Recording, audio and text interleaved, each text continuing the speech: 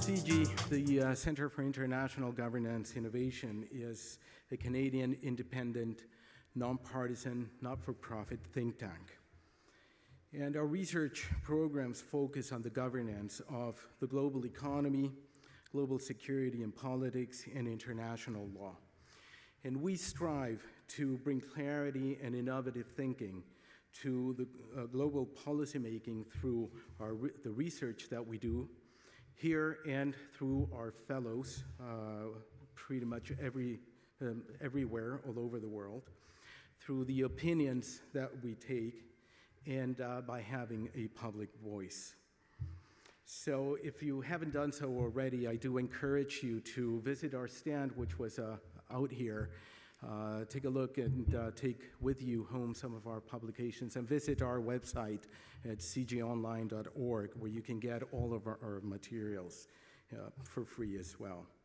So again, welcome to our home, and thank you for coming here tonight to listen to an interesting presentation by Jeff Rubin, a senior fellow here at CIGI, which will be followed by an exchange between Jeff, Bill Mernigan, the Director of Research at Unifor, and which will be moderated by Kevin Carmichael, another CIGI fellow. And I may just step in here and there. So the NAFTA, the reason that brings us here, has been described as a great success on the one hand, but albeit more recently, it has also been described as the worst agreement ever. Now, on the success side, trade and investment flows between the three NAFTA parties have increased enormously. I thought about using the words tremendous or tremendously, but I think that they have been a little bit abused of late. But it is true that trilateral trade between the three NAFTA parties has increased enormously since the NAFTA went into force in 1994. The increase has been over 300%, and today trilateral trade exceeds $1 trillion a year, and that has been the case for several years already. Now, as I stated in a paper that I wrote for CIGI back in 2015 on account of the 20th anniversary of the NAFTA, and I quote, "Even though an obvious benefit for all three countries," this is all three NAFTA countries, so even though a benefit for all three countries was the increase in regional trade and investment flows, an analysis at that level alone would be incomplete. And I close here the quote. So a statistical analysis of the NAFTA is not enough. That would be incomplete. Now, I would not agree that the NAFTA is a bad deal or that it has been a bad deal for any of the three NAFTA countries, but it is true that there have been costs, adjustment costs, and that some industries have fared better than others. And tonight, we have the privilege at CIGI to have Jeff Rubin speak to us to one of those sectors. Jeff is a senior fellow at CIGI. He is a Canadian economist, a world-leading expert on energy. He began his career here in Ontario at the Ministry of Treasury and Economics. He served for 2 decades at CIBC World Markets, where he was the chief economist and managing director at the investment bank, and where he was formerly the chief economist and chief strategist. Jeff is also a best-selling author. His first book, Why Your World is About to Get a Whole Lot Smaller, was an international bestseller. And he has since written 2 other books. So again, if you haven't had the chance to do so, you will please go on your way out and take a look. We have a stand there. His books are there. And we do encourage to take 1 or maybe 2 of them home with you. Jeff is currently researching the implications of shifting U.S. trade, energy, and environmental policies on the Canadian economy under the Trump administration. And he is doing an assessment of how Canada's auto industry has performed relative to its NAFTA trading partners. And that this has been characterized as a thorny issue. As a Mexican national and a former NAFTA negotiator myself, I would not characterize it as a thorny issue, but it is certainly complex. So please help me and welcome Jeff to the stage so that we can all learn a little bit more about it tonight. Thank you. Jeff? President Donald Trump, the master deal maker, has vilified NAFTA, the North American Free Trade Agreement, and vilified the companies that have moved their production to Mexico for stealing American jobs. The car business is being abused more than most other businesses, right? And a lot of the business comes from overseas, and a lot of the business that you have is now moving to Mexico. I want those cars made in Michigan. I want those cars made here, right? Right? Bringing back jobs is a familiar call for elections all around the world. But the data shows that President Trump may actually be right, that Americans, and Canadians as well, have lost their jobs to Mexico. NAFTA was supposed to be good for all three economies. So why the fading imprint of the auto and parts industry in Canada? Canada and the U.S. have long had a relatively balanced trading relationship in this industry, well before NAFTA. In fact, going back to the Auto Pact, a bilateral free trade automotive agreement signed way back in 1965. Canada and the United States trade more with each other than any other two countries. Indeed, about 1/5 of your exports go to Canada. And automobiles and parts constitute the largest single category in that trade. When NAFTA first went into force in 1994, Mexico's workforce was seen as subpar and unlikely to compete for the highly skilled tasks required in auto parts manufacturing. This is NAFTA at work. Expensive Canadian technology, a big U.S. parent, and cheap Mexican labor. But what happens when Mexican manufacturers' productivity catches up? The Canadian Auto Workers Union says that's when the Mexican option becomes a threat to Canadian workers. And that's exactly what has happened over the last 25 years. Thanks to automation and investment in new facilities, the Mexican workforce has caught up, but their wage rates haven't, providing attractive profit margins for those companies who locate there. At the beginning, we were just doing assembly. Now we do assembly and machining of components. We do some very complex components here that 7 years ago we thought we would never relocalize in Mexico. And we're now seeing the impact. Canadian vehicle assembly peaked in 1999 with 3 million vehicles built in that year. Today, Canada produces around 2.3 million units, roughly the same number it did when NAFTA first came into effect. Since the recession, the industry has closed a number of Canadian plants, despite huge taxpayer-funded bailouts paid to General Motors and Chrysler to maintain their Canadian operations. Meanwhile, vehicle production in Mexico has more than tripled under NAFTA. By 2008, Mexico surpassed Canada in total vehicle assembly and now produces 50% more vehicles than Canada. Before NAFTA, Mexican vehicle production accounted for 7% of the North American market. It now accounts for over 20% of that market and is expected to climb even higher. While Canada still produces marginally more vehicles than are sold in the country, Mexico, on the other hand, has become an export platform where over 70% of the vehicles made in the country are sold in the United States. As a result, America's trade deficit with Mexico in vehicles and parts has soared and is over 3 times the size of America's sectoral trade deficit with Canada. We want to build, create, and grow more products in our country using American labor, American goods, and American grit. No longer are we going to allow other countries to break the rules, steal our jobs, and drain our wealth. And it has been drained. It has been drained. Technically, Mexico hasn't done anything wrong, and neither have the companies like Canadian firm Magna that have moved their production there. After all, they're only maximizing profits by using much lower cost Mexican labor, which NAFTA both permits and indeed encourages them to do so. But President Trump calls that an unfair trade deal and vows to renegotiate it. If President Trump's goal is to see the return of domestic manufacturing and balance trade between America and its trading partners, then it's Canada who is far more likely to meet those requirements than Mexico. Labor costs in Canada and the US are basically comparable in comparison to Mexico's wage rates that are less than a fifth those found north of the border.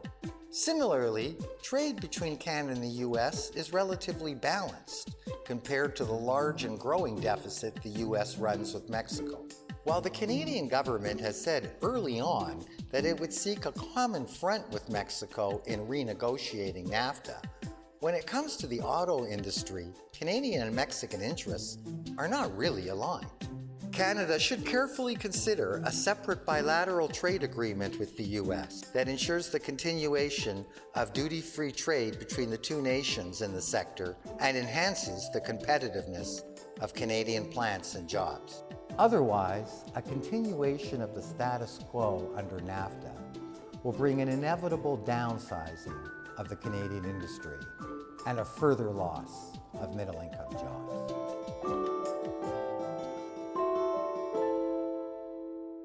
American calls for renegotiating NAFTA come at a time of a rapidly changing environment for global trade, amidst mounting concerns throughout OECD countries about the loss of middle-class jobs, wage stagnation, and falling incomes. Global trade is now growing at the slowest pace it has since the recession. In part, that's a reflection of much slower global economic growth. But ebbing trade flows also reflect the increased frequency of restrictive trade practices among the G20 economies, the world's largest economies. And of course, as most Canadians recognize, those restrictive trade measures are alive and well in 2017. So what's going on? Is there a bigger story at play here? After decades of ever greater globalization, spurred by successive rounds of multilateral and bilateral trade liberalization, the policy pendulum around the world seems to be at a minimum halting and perhaps is at a point of inflection. Public support in countries that have always been at the forefront of championing free trade, like the United States and the United Kingdom, has tilted not only against endorsing new trade agreements, but in favor of exiting existing ones. Donald Trump's admittedly stunning electoral victory, largely on a campaign to bring back lost manufacturing jobs, follows on the heels of Britain's equally stunning decision, the Brexit decision to leave the European Union. Both, I think, are red flags that are cautioning us and challenging traditional wisdom that further free trade deals are not only beneficial, but ultimately, and most importantly, inevitable. What's particularly striking, I think, today about the growing opposition to free trade deals and further globalization is really how it's gained support across the political spectrum. Let's not forget that had Bernie Sanders won the Democratic ticket and beaten Donald Trump in the election, as many believed he would, we'd still be having this discussion tonight. Because Bernie Sanders also thought that free trade agreements were unfair to the interests of American workers. He also believed that the U.S. should pull out of the Trans-Pacific Partnership Agreement, which Trump immediately did. And he also called for a renegotiation of NAFTA. It's interesting to note that in the Brexit decision, there was political support for Brexit across political lines in both the Conservative and Labour Party. And in the French election, the far-right candidate, Marine Le Pen, and the far-left candidate, Jean-Luc Mélenchon, both argued for France to follow Britain and leave the European Union. In this case, it was the movement of Whirlpool dryer factory jobs from northern France to Poland that was the lightning rod, as in the US case, it was Ford's announced intention to build an assembly plant in Mexico.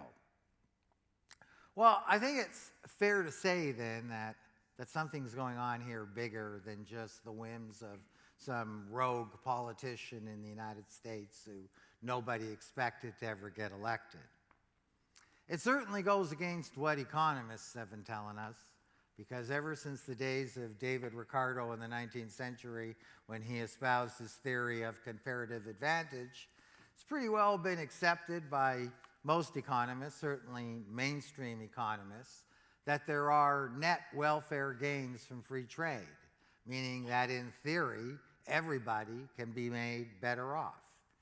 Yet the empirical evidence of the last couple of decades is the exact opposite, that the gains from free trade are going to a narrow and narrower percentage of our population, and that many people are getting left behind. Not only left behind, but today are worse off than in the past. Those most left behind are industrial workers in OECD countries, many of whom have lost their jobs to imports from low-wage economies that now have duty-free access to their markets. In the 1970s, over 3/4 of world manufacturing output would have been made by G7 countries. Today, less than 50%. And even those that have retained their job have done so at the expense of wage concessions, fearing that any increase in their wages would spur the movement of their jobs to low-wage trading partners. For Canada, next to Germany, the most trade-dependent of all the G7 economies, with roughly 30% of GDP, this raises particularly vexing issues. Successive conservative and liberal governments have argued that we need to find new free trade agreements, that free trade agreements are indeed the route to creating new middle-class jobs. Yet the empirical evidence and record suggests the exact opposite, that in the last 20 years of free trade and globalization, what we've seen is a hollowing out of Canada's industrial sector. While the economy is producing jobs and unemployment rates are nearing cyclical lows, the quality of those jobs has steadily diminished. There hasn't been any job creation in the goods sector of our economy, the sector of our economy that's the most vulnerable and exposed to import competition, for over 17 years. All of the job creation in our economy has been in services. Yet, during those 17 years, there haven't been any real wage gains in the service sector. So those kind of trends go a long way in explaining why 50% of Canadian households have really seen negligible real income gains since NAFTA first came into effect in 1994. It's in that context that we need to understand the current NAFTA negotiations, and in particularly how they impact the auto sector, which is still Canada's largest manufacturing industry and still Canada's largest export sector. As many of you, most of you know, President Trump has specifically targeted the vehicle and parts industry as a prime example of why NAFTA isn't working for American workers. You know, in many respects, what's happening in North America's vehicle and parts industry are a microcosm of what's happening to manufacturing sectors across the OECD in the last 20, 25 years. In broad brush terms, what NAFTA allowed to happen in the vehicle and parts industry is that we traded domestic production and employment to Mexico in exchange for higher profit margins for vehicle producers and lower vehicle prices for North American consumers. President Trump has pledged to change that basic economic equation and repatriate jobs lost in that sector and redefine the once large footprint that that industry had in the U.S. economy through, if necessary, resurrecting trade restrictions that once protected the U.S. market. What he's been particularly critical of is the mass migration of employment and production to Mexico, where wages are a fifth to an eighth of what they are in the U.S. While cross-border value-added chains are said to blur distinctions of where vehicles are actually made, a whole host of industry metrics, employment, production, investment, and trade balances all point to a massive migration of the industry from both Canada and the U.S. to low-wage Mexico. Are President Trump's noted criticisms of NAFTA's shortcomings for American workers valid for Canadian workers as well? Well, as it turns out, they may even be more valid for Canadian workers than they are for American workers. By most industry metrics, employment, production, trade balance, investment, Canada's been as adversely affected, and in some cases more adversely affected than the U.S. industry by the massive movement of production to Mexico. The vehicle and parts industry in Canada has been the largest trading partner of the U.S., as is the U.S. vehicle and parts industry the largest trading partner to Canada. The paramount importance of this sector to Canada-U.S. trade long predates NAFTA. It goes back to 1965 when we implemented the Canadian-U.S. Auto Pact. The Canadian-U.S. Auto Pact allowed for duty-free trade, although it would hardly be considered a free trade agreement. It was really a managed trade agreement. What it allowed American car producers, to gain duty access to the Canadian market in exchange for production in Canada that was at least equivalent to their sales in Canada. And the most economically efficient way of organizing around that was to award Canadian plants North American product mandates. So they would be producing vehicles not just for Canada, but for Canada and the United States, and hence able to achieve scale economies that would otherwise be unobtainable in the small and highly fragmented domestic market. For decades, the Canada-U.S. Free Trade Agreement, Auto Pact, provided the kind of balanced reciprocal trade that the Trump administration is looking for. Canada typically recorded surpluses in assembled cars and ran deficits with the U.S. on component parts. The important structural sense, the overall trade balances between Canada and the U.S. under the Auto Pact and later under the Free Trade Agreement were largely self-contained for structural reasons. And that's because the more vehicles Canada produced and exported to the United States, the more it imported components from the United States to build those vehicles. So increases in the trade balance with the United States on finished vehicles would be associated with increasing deficits with the United States on imported components.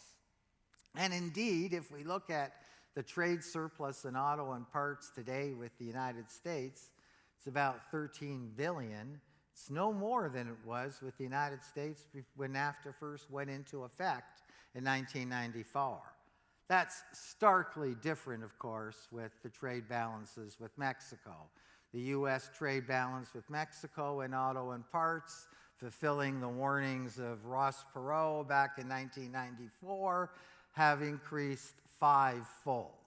Similarly, the trade deficit between Canada and Mexico in vehicle and parts have also increased fivefold since 1994. Some economists say that trade surpluses don't matter and that we're misguided in looking at them.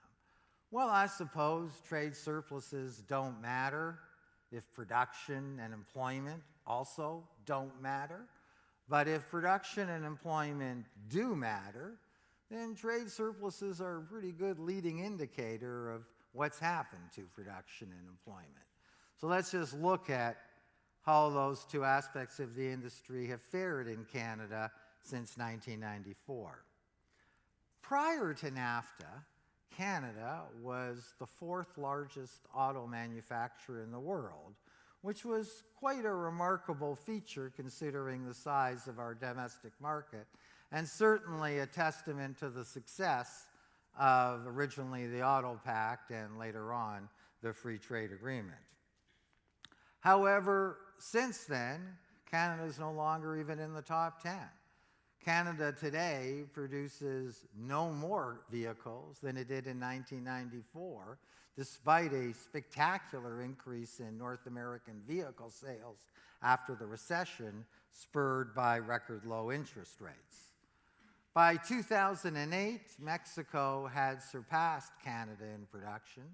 Mexican production has over tripled since 1994 and is now about 50% higher than Canada. Canada's a little bit over 2 million. Mexico's about 3.5 million vehicles. It was forecast under the status quo NAFTA, now that may change, but under the status quo NAFTA, Canada was scheduled to lose about another 500,000 units over the next 5 to 7 years, while Mexican production was going to increase from about 3.5 million to 5 million. As a share of North American vehicle sales, Canada's fallen from around 18% to less than 13%, its lowest level since the 1980s. Mexico's share has more than tripled from 7% to over 21%. So, what's the big attraction with Mexico? Well, if you're wondering what the big attraction is with Mexico, you just have to look at its wage rates and everything becomes clearly in focus. Mexico now provides wage rates that are among the cheapest anywhere in the world in the auto and parts sector.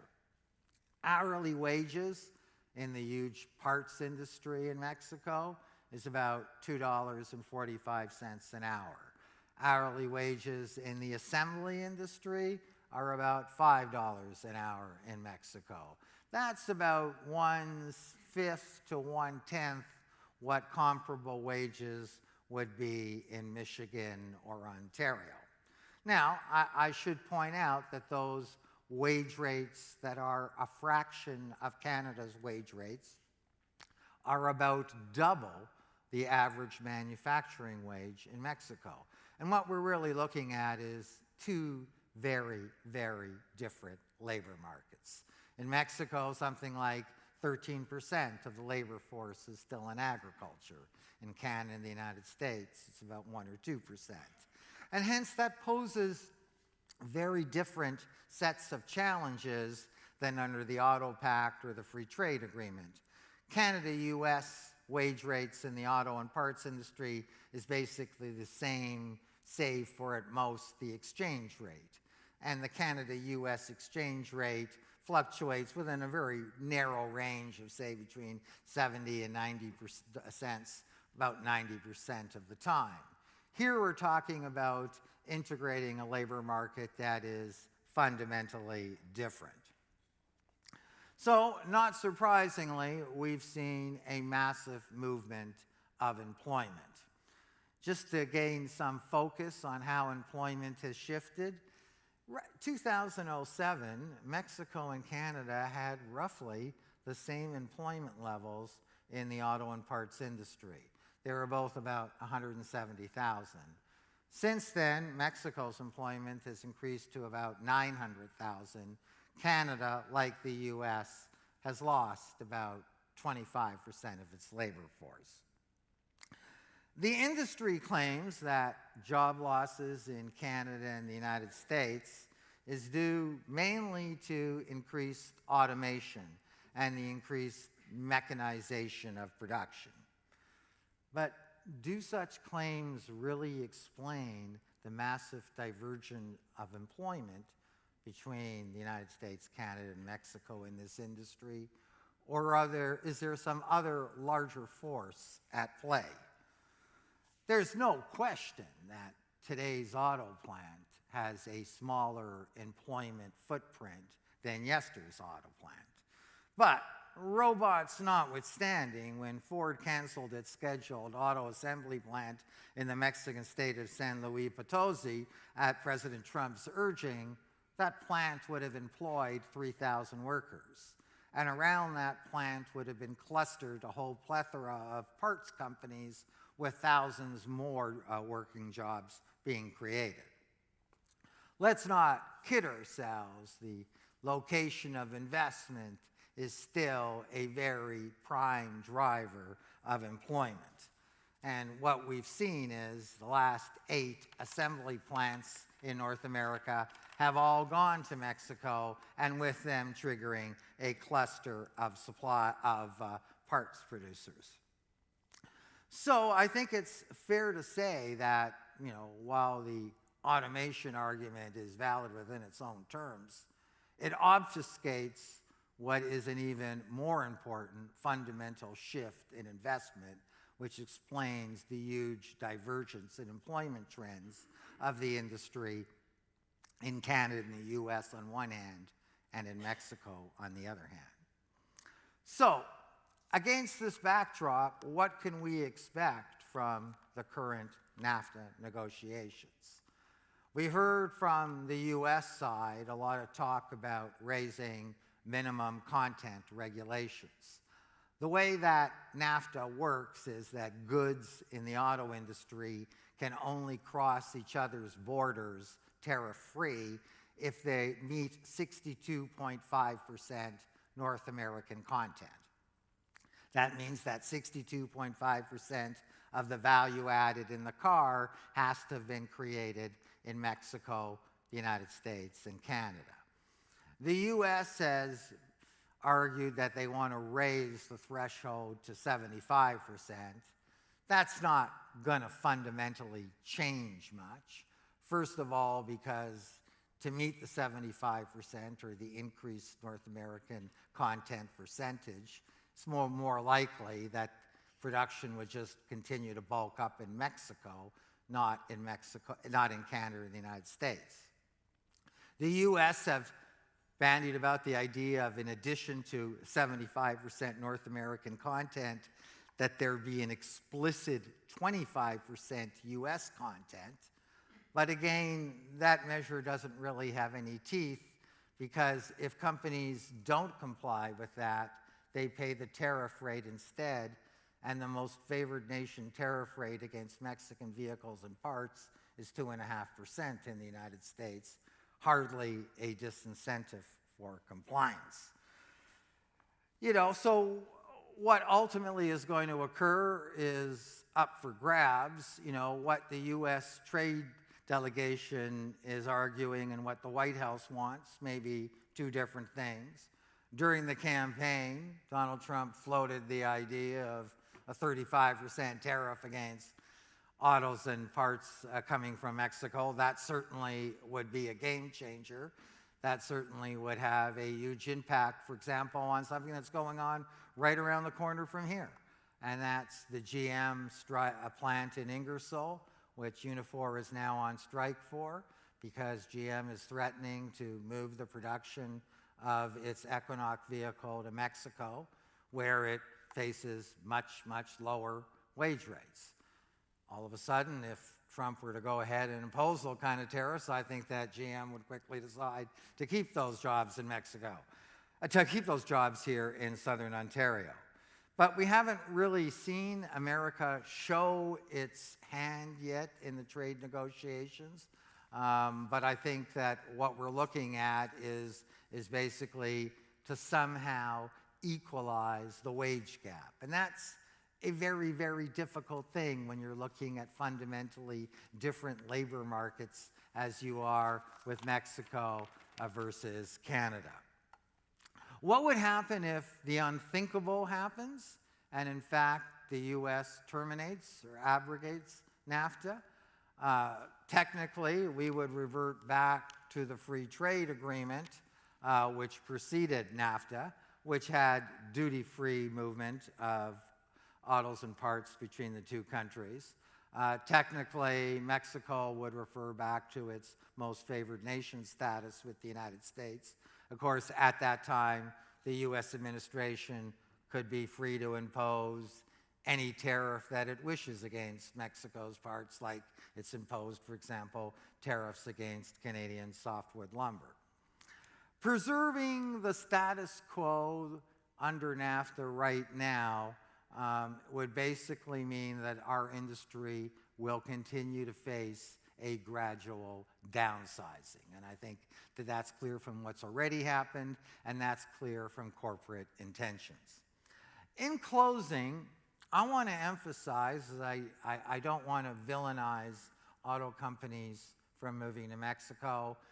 If I was a shareholder in Magna, if I was a shareholder in GM, that's exactly what I would want those companies to do. Because obviously when you pay $2.50 to 5 cents an hour in wage costs versus $30 to $40 an hour in wage costs, ceteris paribus, everything else being equal, you're going to have higher profit margins. And this is an industry that only 10 years ago was in partial bankruptcy and required taxpayer bailouts in both Canada and the United States. So people want to see a healthy industry. What I'm suggesting, however, is that trade policy can't simply be focused on the interests of shareholders in Magna and GM. That those interests come at a cost not only to the Canadian worker, but to the Canadian economy in terms of the declining footprint of what was once our largest and greatest industry. And that is equally for the US. So balancing those competing interests is not just a challenge for the auto sector, but really for our whole economy. But starting with what is still Canada's largest manufacturing sector, what we need is either a voluntary production agreement like we had with the Auto Pact, or new trade measures to bring that essential balance back. Thank you very much.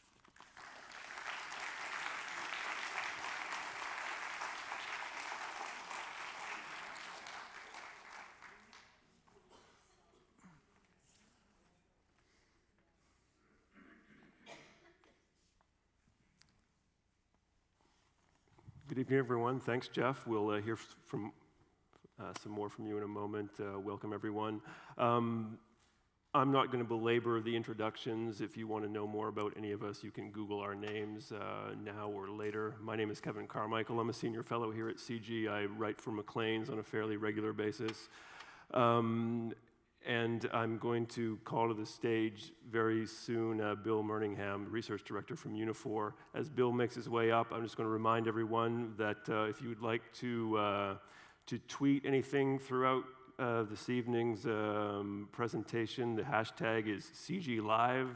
We encourage debate and controversy, so if you want to whip some people up on social media this evening, please feel free.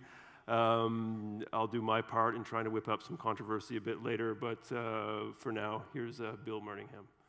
Great, thanks. Thank you very much to everyone for being here, and thanks for the kind introduction, and obviously to Jeff and to CG, Hugo, Heather and her team who've looked after this event so well on this incredibly essential issue and important debate. I think this is an incredible, a tremendous, excellent, a huge contribution to the discussion. Okay, I got one laugh on my Trump joke. I'm going to stop right there. I'm pleased that Unifor could join with CG on this event to partner in co-sponsoring the event. For those who don't know, Unifor is Canada's largest union in the private sector. We have about 310,000 members in pretty well every sector of the economy, including 40,000 members in the auto assembly and parts sector. And of course, trade has been a cornerstone not only of the industry, as you heard so eloquently from Jeff, tracing some of that history just a few moments ago, but it's essential work for our union as well. The industry is so important to our overall economy. I think people forget about that and what it means and what it delivers. Largest export sector, over 130,000 jobs, and the spin-off benefits are so strong, somewhere in the range of 9 jobs to 1 in the auto assembly sector. It's little wonder that everyone wants one, and it's little wonder that governments around the world use trade policy to try and capture it.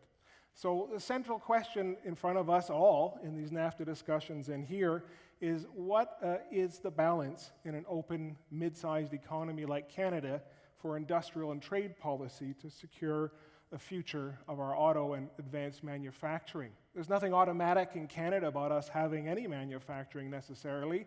We are neither the large, rich market, we're not the home base branch plant economy historically, and nor do we have the cheap labor. So again, incredible challenges for us, and trade is a key point and policy lever for it. First, again, a few comments on Jeff's paper. I'm not here to debate it, rather offer a few comments from the perspective of Unifor. Again, an excellent contribution and a timely assessment, an awful lot of opinions, an awful lot of rhetoric happening today around trade and NAFTA. Opinions are good. I'm a firm believer that informed opinions are even better. And so having Jeff's paper in front of all of us is incredibly helpful. As you heard tonight, his assessment of the history of trade policy and a real careful look at some of the key metrics is really what counts on trade balance and our deficits. He explained that as well. And the shift of production, and I think this is a point I would emphasize as well in my remarks. It's hard to quite square that perhaps it's automation or something that has driven jobs out of Canada. There are 4 million more vehicles being made in North America today than when NAFTA was signed. 2/3 of that production went to Mexico, 1/3 to the States, and as was pointed out, Canada has none of it. Again, in terms of the jobs, Mexico has almost half of North America's jobs, but only 8% of the market. And that's an important thing to consider when we think about the history of the auto pact that tied benefits in relation to the size of the market. In short, I would agree with Jeff's assessment and largely that automakers have responded to the conditions that have been set for them. And at a certain point, no matter how frustrated we get with them, of course, that's what they're going to do. But that has meant a decline for our industry, and it's accelerating as we speak. So again, I don't want to retrace some of the points that Jeff has made in my short few minutes here, but rather is to offer some different points of perspective and perhaps some provocations, and hopefully add to our discussions here. It was mentioned as well, the first thing I'd like to talk about, I have 3 things, is the strike currently ongoing just down the road, about 45 minutes from here, at a General Motors plant in Ingersoll. They are now heading into their 3rd week of strike, and is their first strike in 26 years. It's been said, and I'll say it again, that what's happening there is the poster child for what's wrong with NAFTA. They have had the highest quality, highest production. They've been working overtime for years, winning every award. And when we think about it, we can think about this town that's 45 minutes down the road from here, and another town that's 45 hours down the road from here, and that would be the town by the name of San Luis Potosi in central Mexico. Earlier this year, General Motors moved 1 vehicle to that plant, which cost 600 jobs just down the road. And then they've added huge capacity to continue building more vehicles that are currently built in Ingersoll in Mexico. And our members now are on the street, they're seeing the writing on the wall, and they're insisting that they get some job security in the prospect. So again, why would GM move? What is behind all this, and I think we've touched on that already, the cheapest auto workers in the planet by the assessments I read. And again, I think Jeff and we can argue a little bit about the debate, the wage rates. I've seen some more recent research that talks about production workers' pay at about $2.50 an hour, and the key conclusion is that it's actually going down and not up. The most recent research that I've seen shows that the General Motors plant in San Luis Potosi is actually at the bottom of the pay levels in Mexico.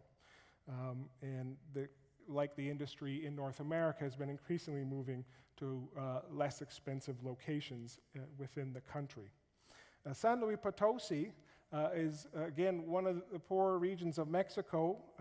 According to the OECD, ranks 23rd out of 32 states, and the average household income is about $5,600 per year, household income.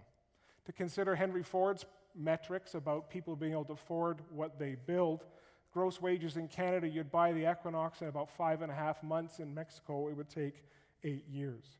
I think one of the most fundamental facts about assessing where we're going in NAFTA talks is about wages and wages going down in Mexico.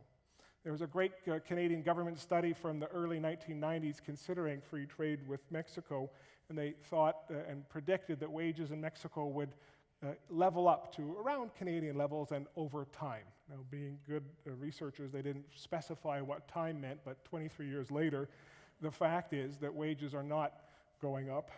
The minimum wage in Mexico is 65 cents. Wages are down in auto, and Moody's, not just some left-wing union guy, but Moody's reported last week that the overall mass of wages is lower today in Mexico than it was in NAFTA, accounting for inflation. Why is this happening? Let me give you a quick example of how that unfolds.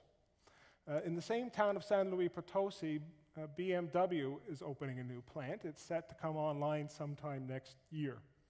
About 2 years before the production was to start, where they're going to build $60,000 vehicles for North America, they signed an agreement with what some people might call a union. We've been calling them government-controlled and largely corrupt unions. And they signed a new agreement for starting pay of $1 per hour. Who is this union? Well, this is a group called the CTM, which is the Workers' Federation that has been controlling labor in Mexico since the 1930s as an arm largely of the governing party, the PRI, for many, many years. Most workers in Mexico never vote. They never see their agreement, and to be frank, most assessments don't even know, when you ask them, they don't even know that there is a union in the workplace. I was in Mexico City in NAFTA talks just in the early part of September, along with the president of our union, Jerry Diaz, who you may have seen speaking in the media during that period of time. And among the many things that we did at that point was to meet with some of the independent unions in Mexico.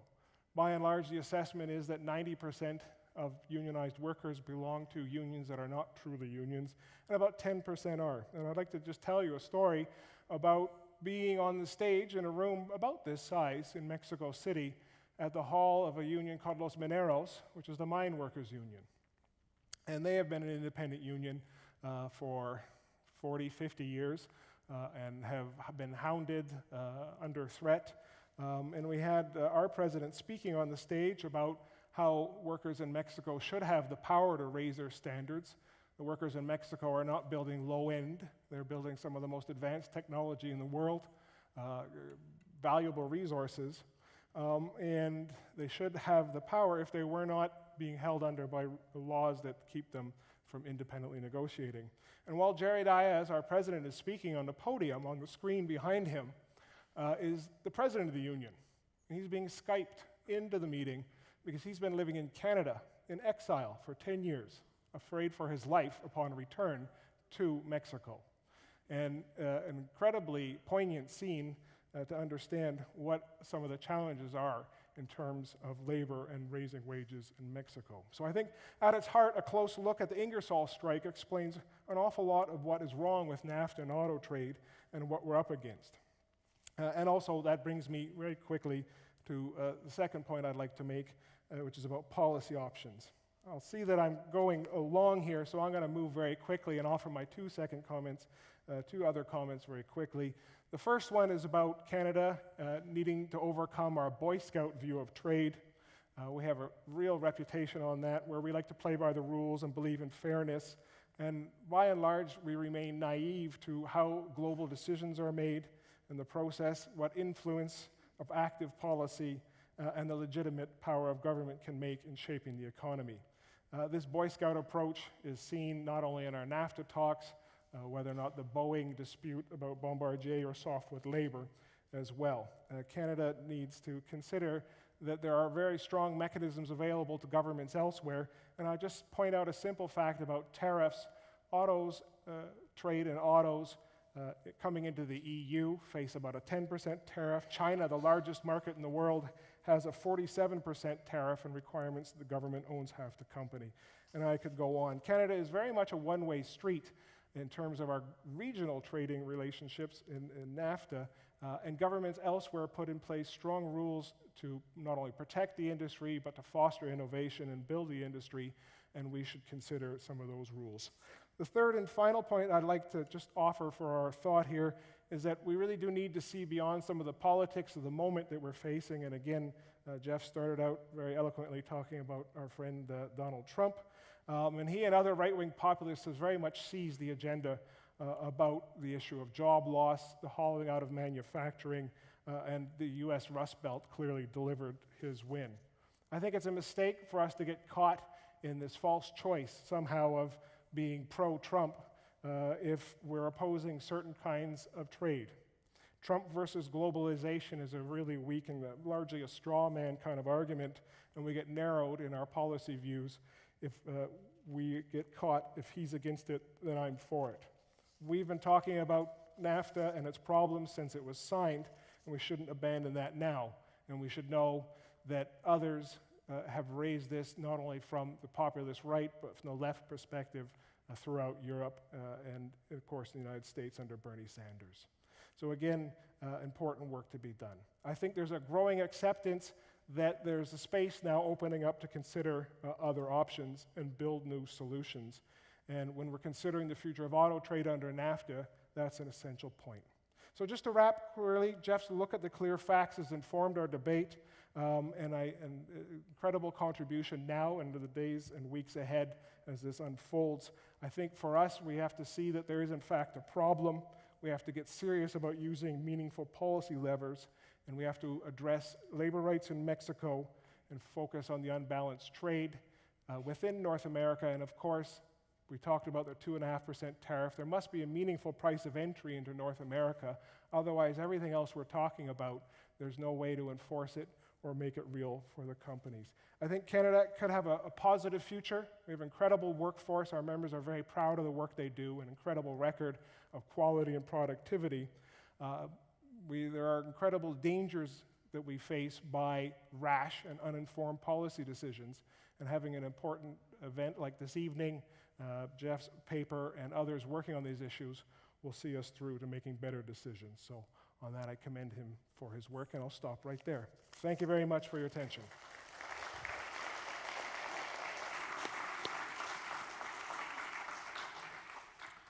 Thank you, Bill. Hugo, I'm going to ask you to come back up to the stage. I'm sure you have an important contribution or two to make this discussion tonight.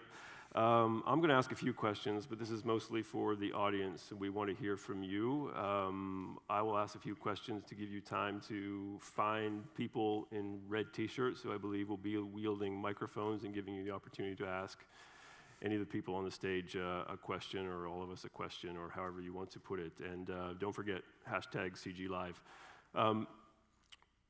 Jeff, if I was back in my newspaper days, I can sort of see the headline: famous economist wants car prices to rise. Is that the bottom line of your remarks? Is that what has to happen here to save the Canadian industry, is to essentially mimic what we do in dairy, mimic what we do in eggs and poultry, control production, forcing prices to rise, and therefore making, I guess, the Canadian consumer sort of shoulder some of the responsibility of keeping Bill's members in employment? No question that that's been part of the equation, and that's part of the allure of globalization, not just in autos, but in everything. I mean, you can pretty well buy anything cheaper if it's made in a low-wage market. You know, what we found was the paradox or irony of American workers shopping themselves out of a job at Walmart, because the more they bought at Walmart, the more they displaced their own production. And, you know, certainly it's been an impact. That's been part of the quid pro quo, not just higher profit margins for auto parts and assemblers, but also lower vehicle prices. Now, maybe not as dramatic as you might think, because 40 to 45% of the selling cost of a car is the cost of marketing and sales. Like when you see Matthew McConaughey slipping behind a Lincoln Navigator, that's not free, okay? Somebody's paying for that. And so sales and marketing, as I say, is 40 to 45% of final selling price. And that's determined by where the car is sold, not where the car is produced. But I think, you know, the numbers I've seen have pointed to like maybe $1,500 on an average vehicle of say 40,000. So that would be a 2 to 3% rise in vehicle prices. And there's no question about that. So that's part of the trade-off that we're making here. We're trying to regain production, employment, and investment. And we're going to see car prices higher and profit margins lower. And again, it's the question of balance, okay? I mean, you know, nobody wants to see GM and Chrysler in bankruptcy. I think Bill would agree with me on that. But no one wants to see the price of their solvency be a hollowed out auto industry in Canada and the US. So it's trying to find that balance. The Auto Pact had that balance. Now, the Auto Pact was, you know, not kosher by today's trade rules. The WTO ruled it illegal. I'm not sure that Donald Trump cares that much about what the WTO thinks, but at the end of the day, you know, what we're saying is to gain that balance back, you know, slightly higher vehicle prices, slightly lower margins, but more investment, employment, and production in our country is sort of, I think, where the new consensus will emerge. Okay, Bill, Jeff articulated well in his presentation how he articulated well the argument that this is a wage arbitrage issue. You mentioned that as well. Given this is about wages, explain in more detail the union's thinking in choosing now to strike in Ingersoll. It would it seems to me, I'm going to assume, I shouldn't speak for the audience, I'm going to assume there might be a couple of other people like me who are puzzled over why, given the uncertainty around the auto industry and certainly Canada's precarious state in what's going on, why you would choose this moment to strike, as you said, after for the first time in a generation. Excellent question. I mean, you know, sometimes the timing is just a happenstance. That may be part of it in this situation. I think very rarely we'd say workers don't always choose to go on strike. They're kind of put in that position. And I think to some extent the people had seen the writing on the wall. They had just, you know, you imagine the experience, right? Working in a high-speed manufacturing facility where you're working overtime Saturdays, it's demanding, it's tough. And the companies are very sophisticated and correct in wanting people to hit metrics on quality and productivity, and they had done it, every benchmark you could imagine, and they were just rewarded by losing 600 jobs, which was painful enough. But then when they looked down the horizon and were watching the production plans of General Motors as much as they can be ascertained, it becomes, well, we're not going to have this power later if they move more and more production down the line. And I think people were frustrated and fed up. So It could have happened a year ago. It could happen next year. It so happened that the collective agreement coincided at this moment with the NAFTA talks unveiling. So, likelihood of this exact same dynamic playing out last year or next year are pretty high. Unfortunately, throughout this discussion, I was thinking back to the stories of the Battle of the Alamo, and that's another moment of North American history, and they were pretty frustrated at the Alamo, and they got run over by the Mexican army. I mean, is this in some ways a last stand for the Union in Canada? The follow-up, of course, is what makes you think that, given all this happening, and not just in North America, but Asia and elsewhere, why would a company respond to a striking union in Canada with, okay, we'll commit for another decade? Why wouldn't the response, or the automatic response, would be fine? We get the message, we're going to Mexico or Asia or wherever else. Sure. Those are certainly points of view that are out there in the discussion. I think it's, it's fairly normal standard course in the collective agreement and the collective bargaining to secure your future production and your footprint. Ask the company to commit to vehicles and volumes going forward. This has been done in the main auto negotiations last summer in Canada and in the United States. So that's a fairly kind of a standard thing. So to be out on strike over such a thing in an award-winning plant, it's even a little bit more shocking.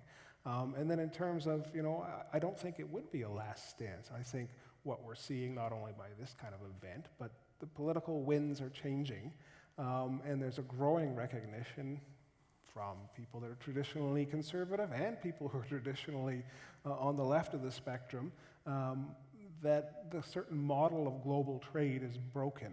And there seems to be a reality and policy gap that some parties have picked up on. And so, now is a great time to be making this sort of argument. I prefer not to be, but in terms of having a receptive ear and for people having a hard look at the facts, like Jeff has pointed out, or people who have lived that experience, now is a serious time to take a look at where we go with global trade. So those are some of the reasons why I think the members have strong support as well. Hugo, to you for a couple of questions. I think before we carry on with this discussion much longer, it'd be good to get a perspective about what one of these plants means to Mexico. I mean, it's, if not the primary reason for NAFTA in the first place, there was certainly an understanding that, or a feeling among the US and Canada that it'd be good for the neighborhood if there was an opportunity to integrate the Mexican economy into the North American economy, raise hundreds of millions of people out of poverty, that sort of thing. When GM, Ford, any of these companies go to Mexico, what does that mean for the community, the country? What has the impact been from your perspective? Well, GM and Ford, for instance, they did not go to Mexico on account of the NAFTA. I think Ford was probably one of the, in the modern area, one of the first investors that was there since the late 1920s, early 1930s. At one point, it's no longer the case, but GM was actually not long before the NAFTA negotiations got started. GM was the main employer in Mexico. So this is before the NAFTA. Now it is Walmart. But the NAFTA was seen, and this was one of the purposes, one of the main objectives that Mexico negotiated the NAFTA.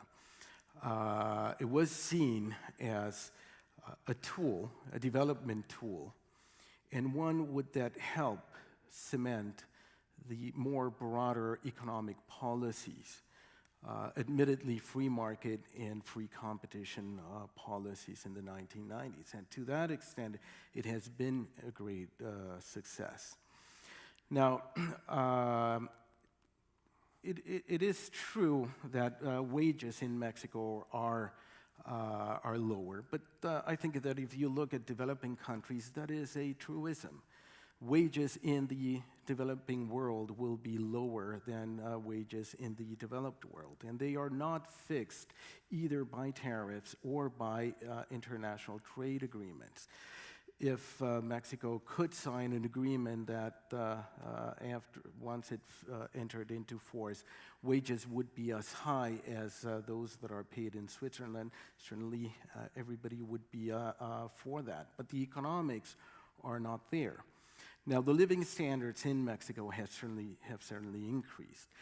Even though wages are lower, the best paid wages are those that are related to the foreign trade sector at large, so foreign trade and foreign investment. The more skilled workers are now, as you saw in the video, in the auto industry and other foreign trade and foreign investment industries. And assuming that, I'll pick up on Jeff's first book title. The world is becoming smaller. It is better connected. And assuming that just slapping high tariffs on Mexico will bring the jobs back, I think it's assuming too much. It's assuming that the jobs and investments won't flow to other places in the world, Latin America, in Central America, and South America, or in Asia, as you pointed out, that have lower wages. It is assuming that, President Trump has said America first. It has not said America and Canada, we're in this together. It is assuming that President Trump will be friendly to Canada. And I think it is assuming that anti-competitive practices, that less competition and managed trade is actually the solution.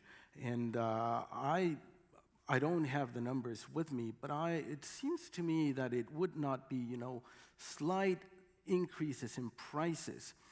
Prices today generally are much lower simply because, again, the world is more interconnected and there is freer competition than they were back in the auto pact days.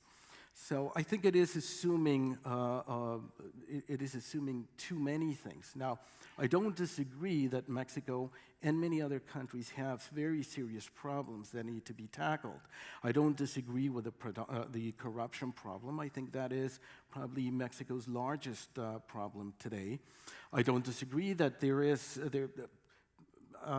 let me put it in context. When the minimum wage is referred to, I think Jeff said Jeff or Bill, 65 cents. That is more of an index than it is a real wage that is being paid. And don't get me wrong, what that means is that there are certainly wages above that minimum wage that are paid, but many people don't earn even that minimum wage. Mexico has a huge poverty problem. Now, is the way to tackle that less trade and less openness the world around, or should we be looking at other solutions?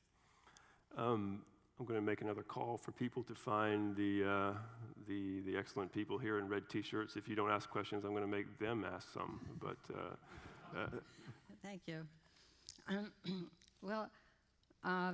I hope I don't sound too convoluted. Could I get you to identify yourself, please? I'm sorry, I'm sensitive. Too many people with Bugs Bunny avatars call me stupid on social media, so I like to know who we're talking to.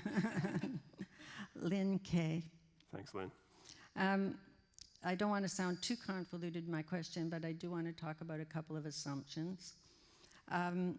When we've heard so many of the claims that free trade has been so good for Canada, I've noted that the people who have promoted this discussion are primarily the negotiators of the deal, and I don't think there's been much of a voice for people who opposed it.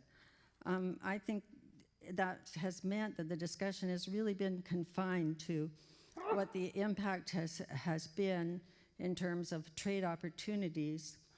But from my point of view, what's being created is an international constitution that trumps human rights. because we're not seeing the wider impact. We're not seeing the impact on, it's creating new rights. For instance, the investor state provision is one that concerns me greatly as anti-democratic. It creates new rights for investors and shareholders, but not new rights for working people. So, and for people who are advocating for change in the environmental field. And we've seen in the cases that have pursued that, that investor state provision, that we've had to pull back policies related to the environment because of the potential, not just real loss of profits by companies, but also their potential loss. So my question is really relating to how you practically negotiate three things: local control, because this is removing, it's taking steps very far away from local control on many policy issues. Secondly, the protection of human rights. And third, we can't presume that the industry will stay the same. There are going to be massive changes with technological developments. And we need to know how the local and the international relate on that issue, and how we can protect all the aspects of life, not just a very narrow advancement of a trade opportunity. Okay, excellent articulation of a concern. I think that's out there by many people. Jeff, your thoughts on that? But Hugo, too, since you're the actual former negotiator, maybe I'll give you a minute to articulate or think about what you might want to say to some of those questions. Maybe why these things weren't better addressed the first time around, whether you think there's much hope of them being addressed this time. But Jeff, to the global issue. Sure, I think it goes to the heart of many people's concerns about ever greater globalization, and that's the loss of national autonomy. Because in this sort of rules-based trading system, you know, these rules often impinge on all kinds of policies, not just labor, environmental policies, that all of a sudden are ruled to be, you know, not compatible with the World Trading Organization. And what it effectively means is a loss of sovereignty in jurisdictions that would otherwise be under national purview. You know, and I guess, you know, you talk about investor rights versus labor rights. Here's the big difference. You know, capital's mobile, labor's not. And that creates its own challenges. But I think that, you know, it speaks to the heart of why we are seeing pushback against globalization. And I don't think it's just like, you know, a black sheep event, Donald Trump. Like, I think this is bigger than Donald Trump. Bernie Sanders, of course, on the opposite end of the political spectrum, but all across the OECD is, you know, this, you know, we're ceding sovereignty to some organization called the World Trade Organization, where there's a governance gap between their decisions and their accountability to the electorate. So this goes far beyond NAFTA. I think that this is an endemic problem that further globalization faces. Hugo, so your take on this. Why did you guys turn the world over to the corporations 20 years ago and allow them to crush human rights? No, actually, the circumstances there then were different, and things have greatly changed. And you know, when the NAFTA was negotiated, labor and even the environment was not at the forefront of anybody's mind.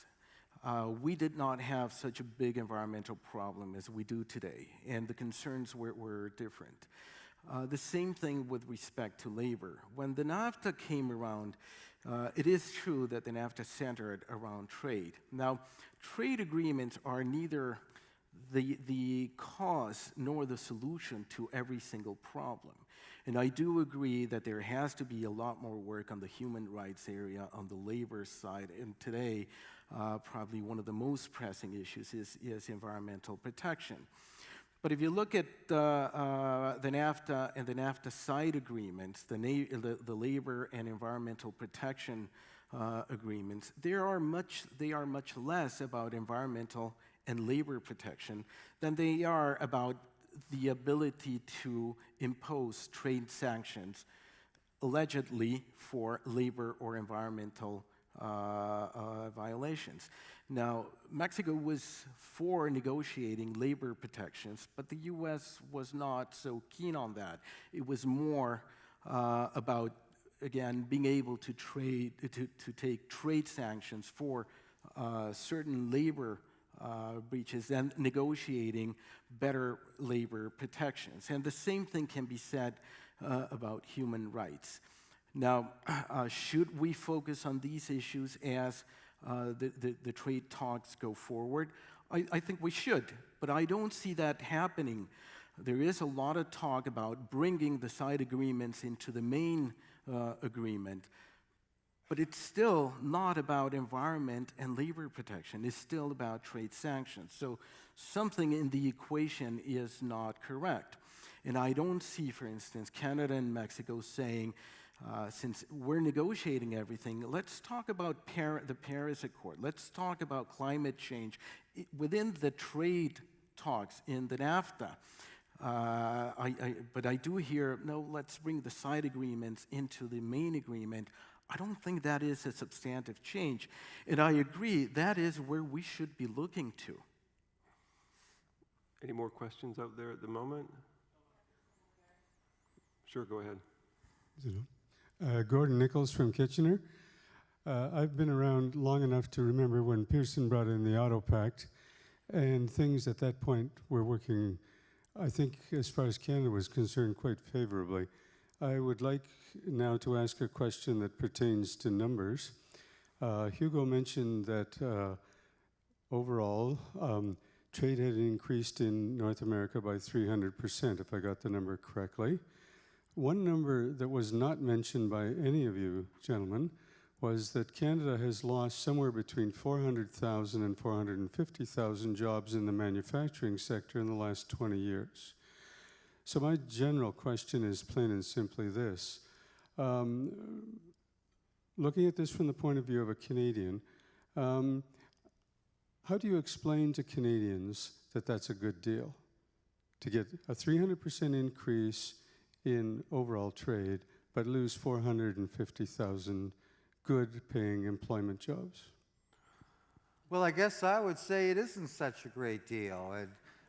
You know, I pointed out in my comments that while the economy's kicked out a lot of jobs and the unemployment rate is, I don't know if it's full employment, but it's pretty close to cyclical lows, the fact of the matter is that in the goods sector of the economy, there hasn't been, not just manufacturing, the whole goods sector of the economy, there hasn't been one net job created in the last 17 years. Okay. You know, I'm not going to blame that all on NAFTA and Mexico, but I am saying it's not unrelated to globalization. And by the way, NAFTA is not the only free trade agreement we have. We have multiple bilateral free trade agreements. So yeah, and then you look at the service sector where all our jobs are. Like, yeah, I used to work in the service sector. You know, I was the chief economist of an investment bank, but unfortunately, that's not really indicative of what most service sector jobs are about. There hasn't been any real wage growth in the service sector in the last 15 years. So, you know, that's why people are getting left behind. And that's why, you know, Donald Trump, Bernie Sanders, Brexit, it isn't an accident. It isn't a fluke. It's ultimately a political expression about how skewed the gains from free trade are. I mentioned in my remarks that, you know, I mean, ever since David Ricardo in the 19th century published a theory of comparative advantage, we know theoretically that free trade brings, you know, net welfare benefits that can make everybody better off. But the distribution of those benefits have become so skewed that many now challenge the legitimacy of the process. And traditionally we thought, well, distribution's a side issue. It can be dealt after the fact. Well, distribution has become the issue. And if we don't deal with it, then the pendulum's going to swing. And Hector said something that I would agree with. Hector's saying, hey, you slap the 35% duty on Mexico, they'll just import the cars from China or wherever. Well, obviously they've got to slap the duty on more than Mexico to make that work. But I think if they went in that direction, they would. And then the question for Canada is, which side of the tariff wall do you want to be on, the inside or the outside? And obviously the inside's a better place than the outside. But back to this gentleman's point, that's precisely the question.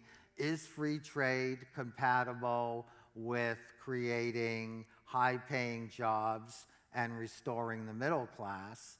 And it would appear that in Canada, and I don't think the difference would be a whole lot different in Ohio or Michigan, it's had the opposite effect.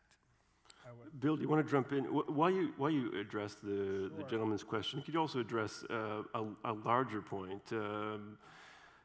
I think, articulate for people why we're focusing on autos and the making of stuff that hurts when you drop it on your foot.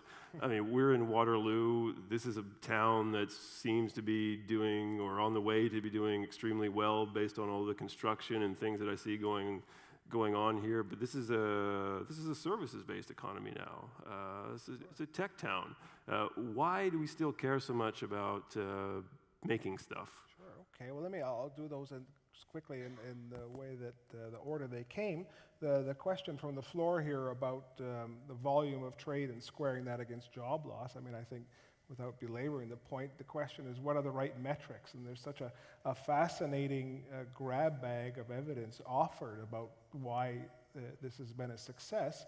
And you need to pause for some obvious questions about, well, what's so great about trade flow in and of itself? In and of itself, does it do anything? And sometimes it doesn't. And again, in the auto sector, we've seen some reports talking about surging exports of parts from Canada to Mexico. But what in effect that means in a micro example is we're exporting parts for final assembly for the highest value added production in Mexico rather than here. So on one balance sheet, you can show surging exports and rising levels of trade. But the consequence of that, in this micro example, is negative for the Canadian industry. So I think the question is when we're evaluating the trade, we need to look at real metrics across the board, like Jeff has done, and others would add in other elements around the environment, human rights, and other matters. So again, an excellent question. On why we're so worried about stuff, that's an excellent question. A couple of ways to answer that. One, of course, is that stuff still matters. Stuff still matters tremendously for advanced industrial economies. I think people have realized, we like to focus on the high end of the service economy, tech and so-called new economy, but an awful lot of service jobs are not that. They're not the chief economist at the bank. They're serving coffee or something else. And so, for the most successful economies still have an advanced base of manufacturing, whether that's in Germany and Scandinavia, the advanced economies in Asia. And it's why many of the developing nations, what is their target? What do they want? Why does China want to build aircraft and cars? Why does Mexico want to attract advanced manufacturing? Because the spin-off benefits and the applications of technology are still incredibly important. I also think when we think about regulating services and thinking about trade in services, that's a really fascinating question. Perhaps one way to think about it is the same sorts of conditions that attract the benefits of service work, where do they land? And what are the social conditions and economic conditions that are going to land those in the UK versus Canada, or perhaps in Bangalore, or other places where we see migration of jobs through the ability to use the internet and other things to have radiologists examine your x-rays halfway around the world. The same dynamic of measuring and considering, well, what are the social and economic conditions that are allowing that and fostering that? Is it necessarily a good thing? I think those questions should apply equally to what we do around services, but it gets complicated to measure things that are hard to measure, like services. So it's a bit of a long answer. We're nearing the allotted time, but I don't have any particular issue in letting it run a little long. If there are some more questions from the audience, red t-shirts, do you have any? Sure, over here. Hi, I'm Jim Stewart. I'm a member of the local chapter of the Council of Canadians, and I have a purely national question to ask. And that's really around these negotiations for NAFTA, and as we drive towards supporting the Canadian auto sector, I'm really concerned about what the consequences of that will be in terms of additional sacrifices that we'll have to do with respect to side agreements, et cetera, and particularly what's going to happen with the Canadian healthcare system, because we know that the Americans are very eager to negotiate that away as part of NAFTA. So I'd like to hear your comments with respect to not having that sacrificed, and particularly the advantage that the Canadian healthcare system provides to our Canadian auto sector. Thank you. Why don't all three of you take that one sort of as quickly as you can, so we can squeeze in as many questions as we can in a few minutes. Hugo, maybe I'll start with you. Canadian healthcare system, was that part of the negotiations back in the day? Do you imagine that it's part of the negotiations now? No, it was not. The healthcare system in any of the country was not part. It's really not a trade issue, but they were expressly excluded. So it was not negotiated, and my understanding is that the Americans want to do away with their current healthcare system, or Obamacare, but that would not need to have an impact either on Canada's or Mexico's or anybody else's healthcare system. So it was not a matter that was negotiated back in the 1990s, and as far as I know, it is not one that is currently being negotiated in the current talks. Bill, how does the Canadian healthcare system fit in the sort of the competitiveness story? Is that part of the equation still? Absolutely. I mean, again, it's a wonderful, perfect science experiment taking a look at auto workers in the United States and Canada. Despite pressure to reduce the package on benefits for American workers through their private system, still somewhere in the range of about $15 an hour of labor costs of the total cost packages for around healthcare.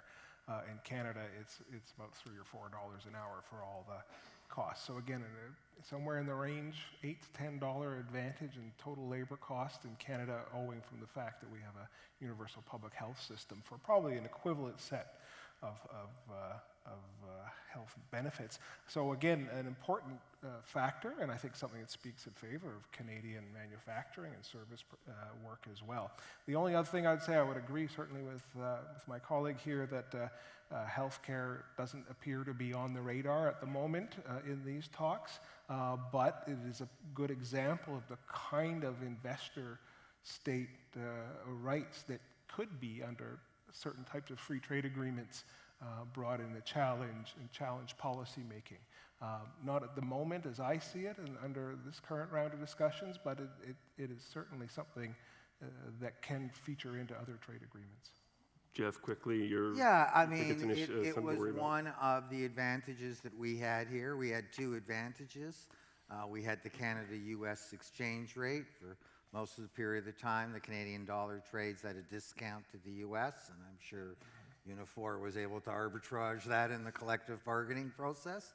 And the other advantage, of course, was that we had public health care, where in the U.S., GM and Ford would have to buy private plans. As far as the challenge, I don't know. I see that somewhat different. I see this as an opportunity for a reprieve. Whether there is a reprieve or not, we'll see. I think that under the existing NAFTA arrangements, we could say with great certainty that the Canadian industry could look forward to a very significant downsizing in the future. So, you know, perhaps this isn't quite the calamity that people initially suspect. It may give us an opportunity to rebalance things when otherwise there would not. I'll do one more question if there's one out there. John Peters. I guess I had 3 questions. So well, ask all 3 then. I'll just go down. Our lucky day. Our lucky day. Thanks very much to both Jeff and to Bill for the presentations. I thought they were great, and I think they really show the consequences of what we've seen from NAFTA, especially in terms of manufacturing, but also in terms of income inequality, in terms of job quality, and in terms of the real socioeconomic cost that we've seen for most workers in North America. But in terms of the solutions, then, you've mentioned that there seems to be, it's a bit of a governance gap between, say, the WTO, or in terms of the rules and how they're written out. But if your analysis is right, isn't it really more a democracy gap? Isn't it really more that the fact that both big corporations and large finance have been the ones who both wrote the rules in the first place, benefited from the rules, and are looking to revise those rules again to their benefit at the cost of the rest of Canadian citizens, and that it's not necessarily about changing the governance, but changing the democracy so that those corporations really, and finance, can continue to write those rules in one way or another. That's my first question. The second question then has to do about policy. You said this is about a trade issue and about a trade policy, but Jeff, you've written very eloquently that it's not about just trade these days. It's about the fact that we have a climate crisis, we have an oil crisis, and that we need a new sustainable economy. To do that, then, doesn't that require that we have different kinds of public policies? And it's not just about trade. We have different kinds of investment policies that we're going to need for new sustainable energies. We're going to need new transport policies if we're going to be able to deal with the climate crisis. We're going to need new kinds of tax policy if we're going to be able to control the nature of corporations and actually redistribute fairly and create the kinds of infrastructure and the kinds of energy structure that we're going to need in the future. So I guess those are the 2 big issues. What kinds of policies do we have, and what kind of democracy we have? And to me, you've kind of skirted around some of those issues, but I'd like to hear a little bit more. Okay, Hugo, I'm going to give the democracy gap question to you. I thought you and some of your colleagues wrote NAFTA, but apparently the big corporations did, so I'll let you take that one. And then I'll let Bill and Jeff take this beyond just NAFTA, beyond trade agreements, and talk about maybe the wider array of policies that might be needed to address what we're dealing with today. No, I would disagree that these agreements are written by the big corporations. Somebody that has always been in the mind, at least certainly it was in the Mexican negotiators' mind, was the consumer. And these trade agreements, larger trade and greater competition, do tend to lower prices. And that is to the benefit of the consumer, and that, you know, those are part of the benefits that are spread out. Certainly, corporations, they profit from these agreements. And I don't think that is wrong.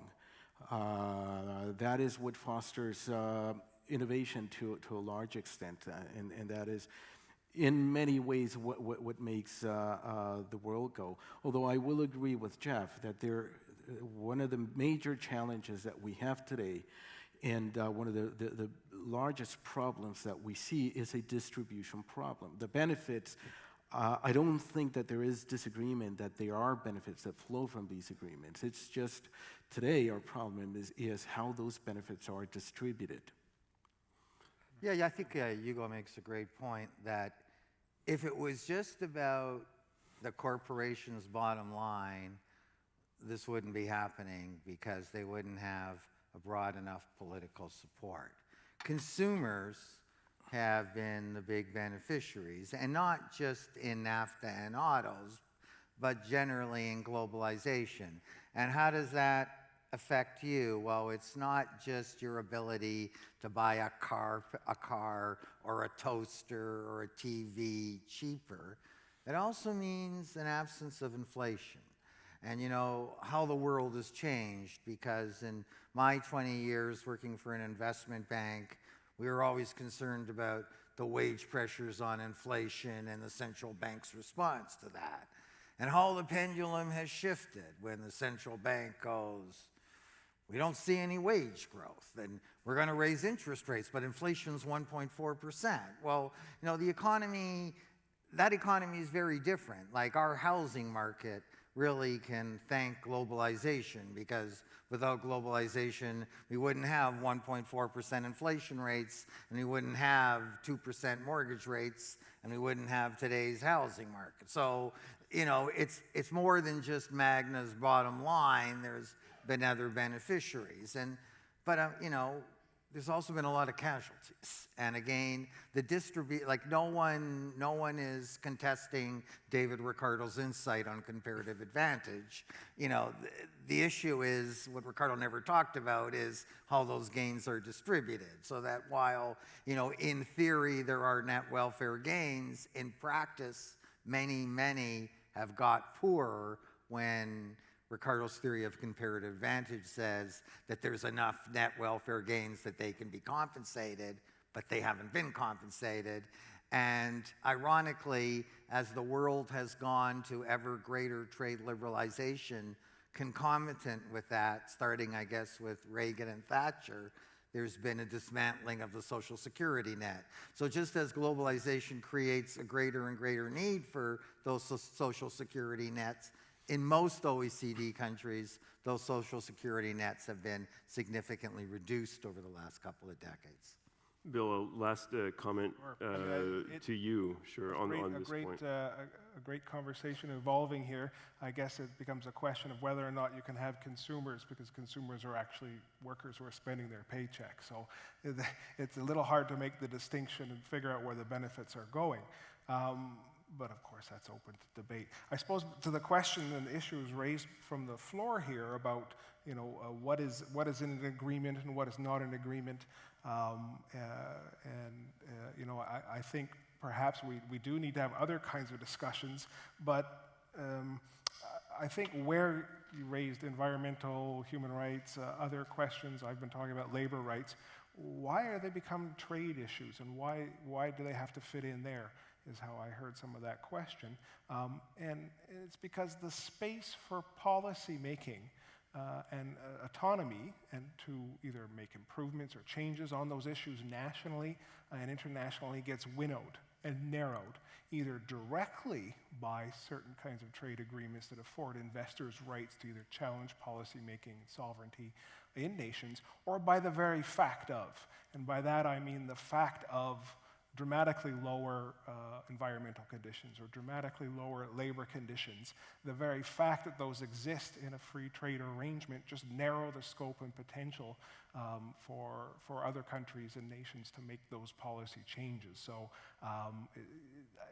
it's difficult to untangle them, and I don't think you can. And so I guess by that fact, I do think they do belong in these discussions because they have to be there. Thanks, Bill. And thank you. I've let this conversation drift about 15 minutes longer than I was supposed to, so I'll say goodbye. This might be my last moderating session here at CG. But it's not the final word. The final word is with Hugo, who is going to wrap up the session.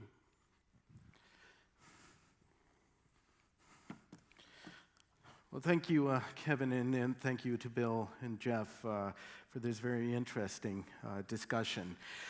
Let me just finish by saying, last week I was at the World Trade Organization Public Forum. And the opening session, it was a great panel, and there's two people that I would like to refer to. First of all, Madame Christine Lagarde, the Director General of the International Monetary Fund, was there. And it was also, and also Paul Krugman, the Nobel laureate, was a participant. And some of the things that we have discussed here today, you know, are not new when they were raised at the WTO public forum. So, you know, there is recently the IMF, the World Bank, and the WTO produced a report. It was out in March this year, and it essentially centered on the problem, on the distribution problem that we have talked about today. Christine Lagarde confirmed that international trade has been a driver for growth, innovation, and productivity, that it has increased living standards and improved the income of people, and that it has contributed to reducing inequality across countries, so inequality between one country and another. But importantly, she said that international trade has not contributed to reducing inequality within countries, so to looking within one or any one country specifically. And again, this is one of the major challenges that we face today. And Paul Krugman agreed with her, and he said that open markets are indeed a source of benefits for many countries, and for many countries, they are even a matter of survival. And he referred to Bangladesh. Bangladesh he feared to imagine what Bangladesh would look like today without its insertion into global trade. Krugman said that textbook economics never said that growth and international trade would be painless, that there would be adjustment costs. But he did say, he did refer to the distributional problems. And what he did say, and I want to bring it back to our discussion today, that what everybody, and he said leading economists, himself included, underestimated was the magnitude of those distributional problems. And he said that economists and politicians failed to see problems. For instance, how geographically concentrated many industries are, many towns and cities that depend on certain factories and plants being there. So while doing analysis on the aggregate numbers and the equilibrium outcomes, almost everybody had failed to see the impact that these distributional the inequality has had on real people, on real communities. And again, that is the problem that we face today. How the numbers, I think, are correct. I certainly have no reason to dispute the IMF, the World Bank, and the WTO statistics. But what we have to concentrate on today is on how to ensure that those benefits are more equitably distributed. Now, I may have hinted that I like free competition, and competing views really is what foster innovation. There are discussion here. We hope that you will take away, in addition to Jeff's books and some of our publications, these ideas and help us to think and figure out ways how to resolve these challenging problems today. So with that, I don't want to close without thanking my CG colleagues for making this very interesting discussion happening, for Jeff, Kevin, and Bill from coming from out of town to Waterloo and making and engaging in such a vibrant discussion. And thank you all for being here tonight and staying for a few extra minutes. I always think it is great when we have to spill over, not because we had the people on the panel had a lot of things to say, but actually because the audience wanted to engage with us. So thank you all, and good night.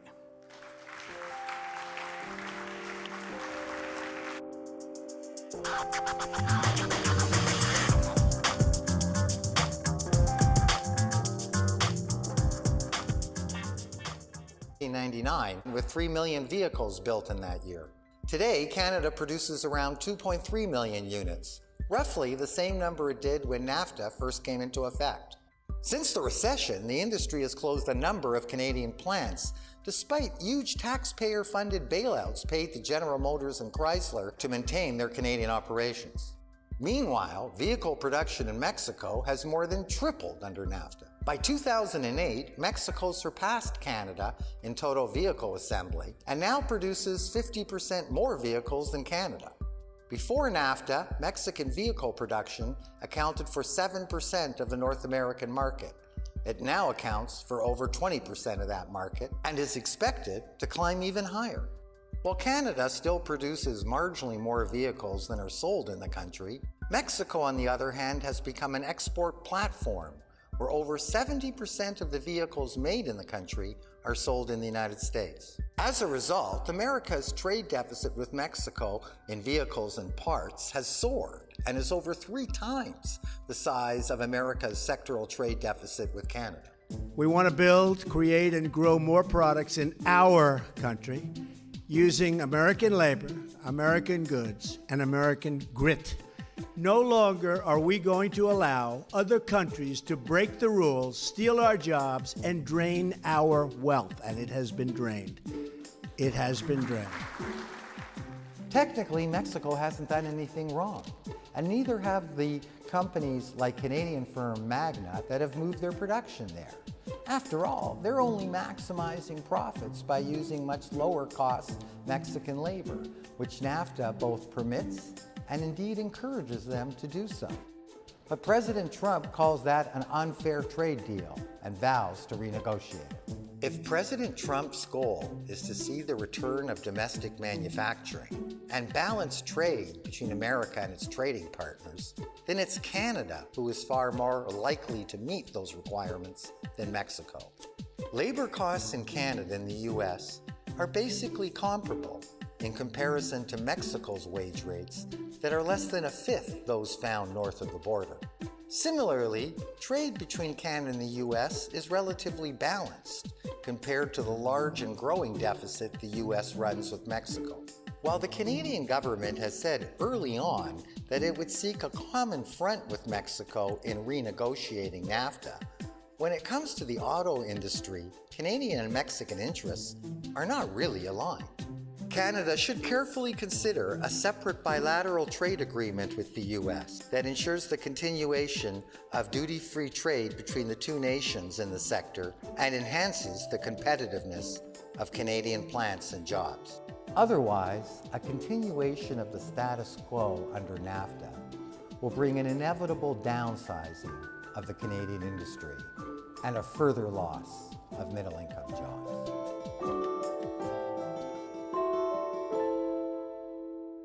American calls for renegotiating NAFTA come at a time of a rapidly changing environment for global trade, amidst mounting concerns throughout OECD countries about the loss of middle-class jobs, wage stagnation, and falling incomes. Global trade is now growing at the slowest pace it has since the recession. In part, that's a reflection of much slower global economic growth. But ebbing trade flows also reflect the increased frequency of restrictive trade practices among the G20 economies, the world's largest economies. BC World Markets, where he was the chief economist and managing director at the Investment Bank, and where he was formerly the chief economist and chief strategist. Jeff is also a best-selling author. His first book, Why Your World is About to Get a Whole Lot Smaller, was an international bestseller. And he has since written 2 other books. So again, if you haven't had the chance to do so, you will please go on your way out and take a look. We have a stand there. His books are there. And we do encourage to take 1 or maybe 2 of them home with you. Jeff is currently researching the implications of shifting U.S. trade, energy, and environmental policies on the Canadian economy under the Trump administration. And he is doing an assessment of how Canada's auto industry has performed relative to its NAFTA trading partners. And that this has been characterized as a thorny issue.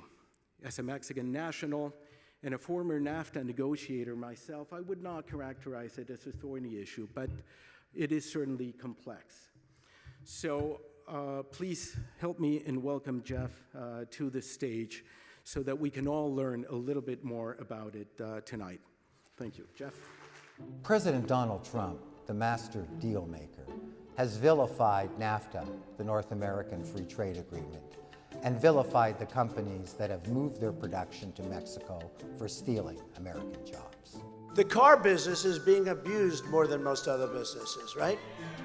And a lot of the business comes from overseas, and a lot of the business that you have is now moving to Mexico. I want those cars made in Michigan. I want those cars made here, right? Right?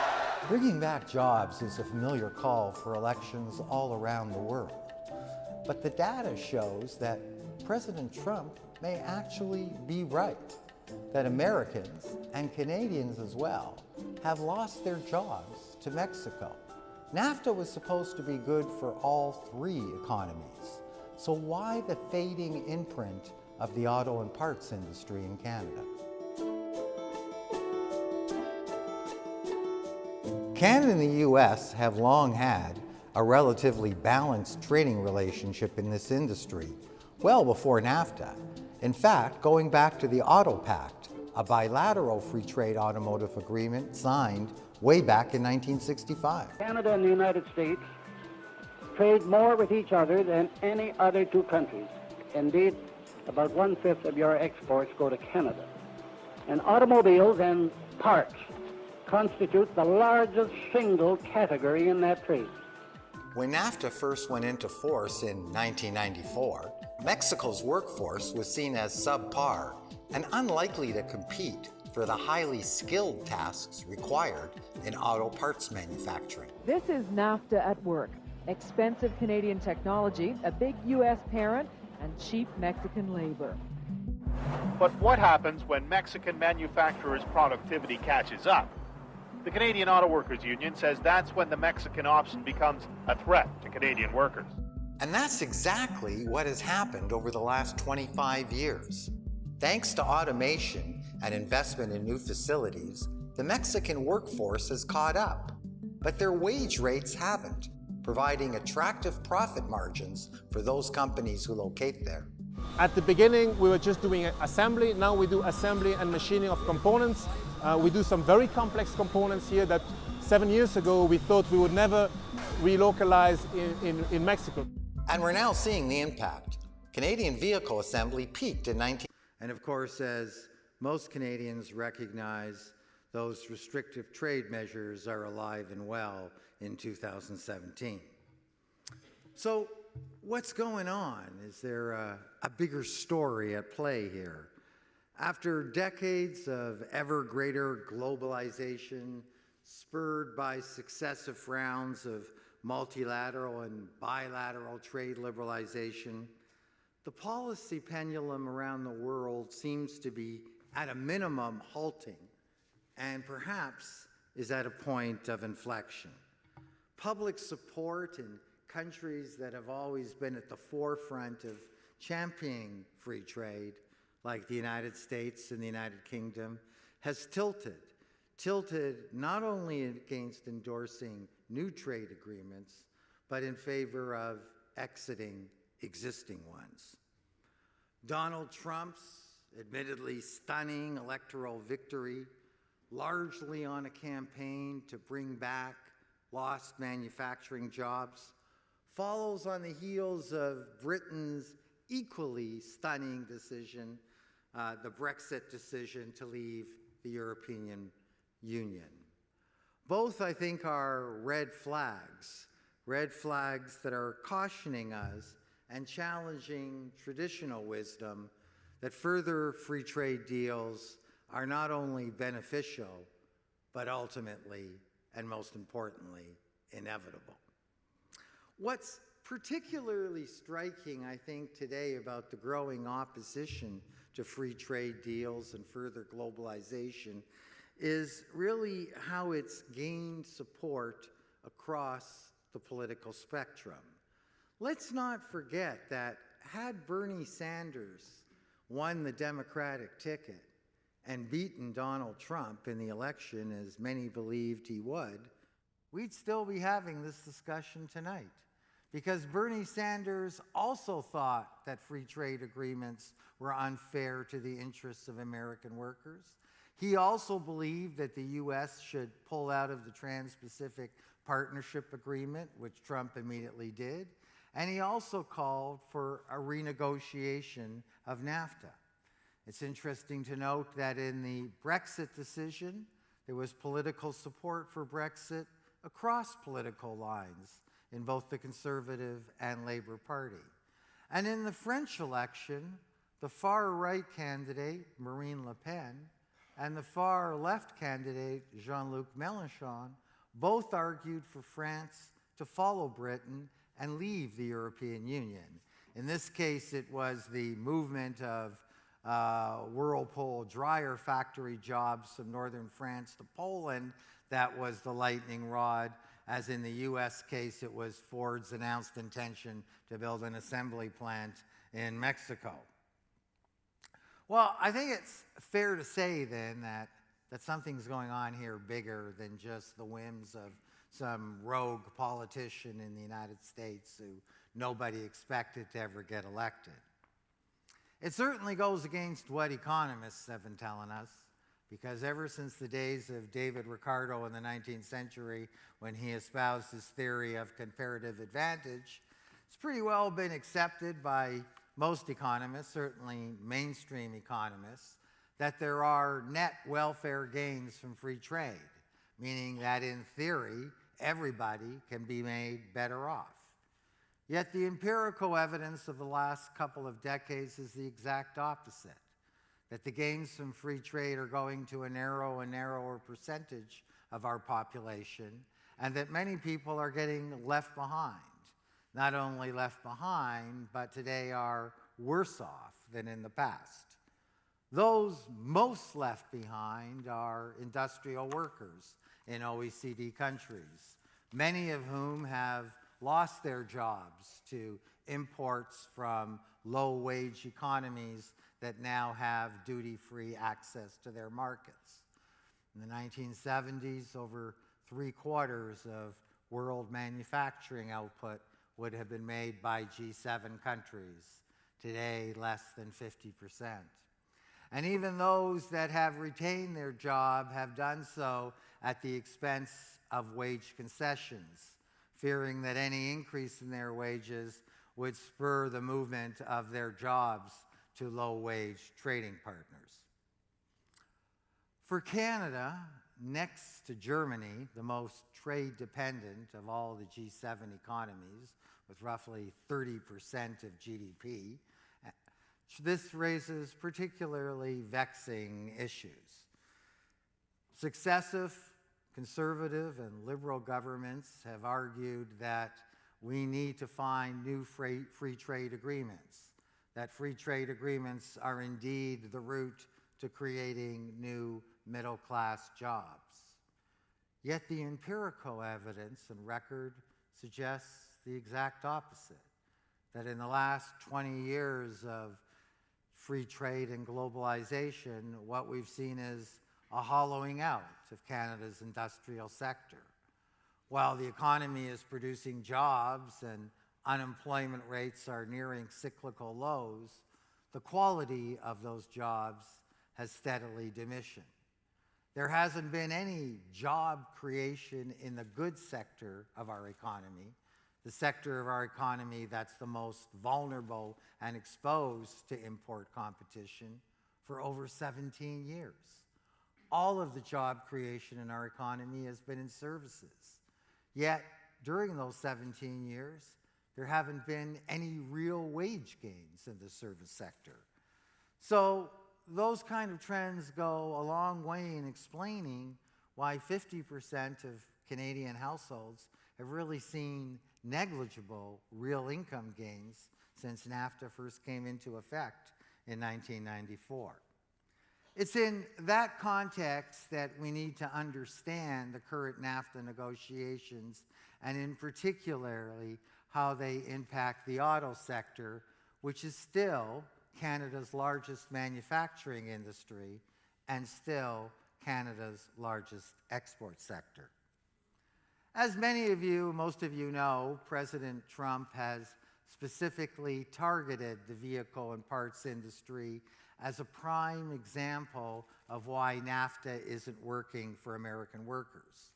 You know, in many respects, what's happening in North America's vehicle and parts industry are a microcosm of what's happening to manufacturing sectors across the OECD in the last 20, 25 years. In broad brush terms, what NAFTA allowed to happen in the vehicle and parts industry is that we traded domestic production and employment to Mexico in exchange for higher profit margins for vehicle producers and lower vehicle prices for North American consumers. President Trump has pledged to change that basic economic equation and repatriate jobs lost in that sector and redefine the once large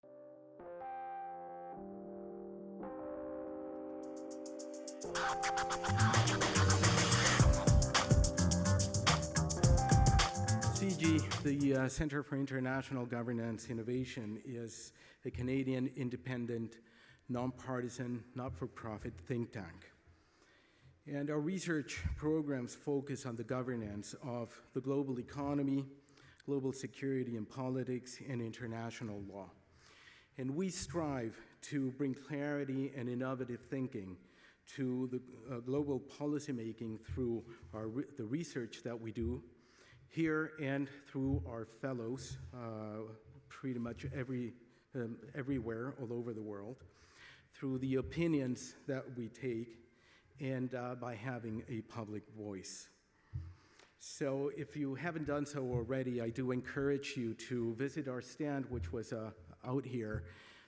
Take a look and take with you home some of our publications, and visit our website at cgonline.org, where you can get all of our materials for free as well. So again, welcome to our home, and thank you for coming here tonight to listen to an interesting presentation by Jeff Rubin, a senior fellow here at CIGI, which will be followed by an exchange between Jeff, Bill Mernigan, the Director of Research at Unifor, and which will be moderated by Kevin Carmichael, another CIGI fellow. And I may just step in here and there. So the NAFTA, the reason that brings us here, has been described as a great success on the one hand, but albeit more recently, it has also been described as the worst agreement ever. Now, on the success side, trade and investment flows between the three NAFTA parties have increased enormously. I thought about using the words tremendous or tremendously, but I think that they have been a little bit abused of late. But it is true that trilateral trade between the three NAFTA parties has increased enormously since the NAFTA went into force in 1994. The increase has been over 300%, and today trilateral trade exceeds $1 trillion a year, and that has been the case for several years already. Now, as I stated in a paper that I wrote for CIGI back in 2015 on account of the 20th anniversary of the NAFTA,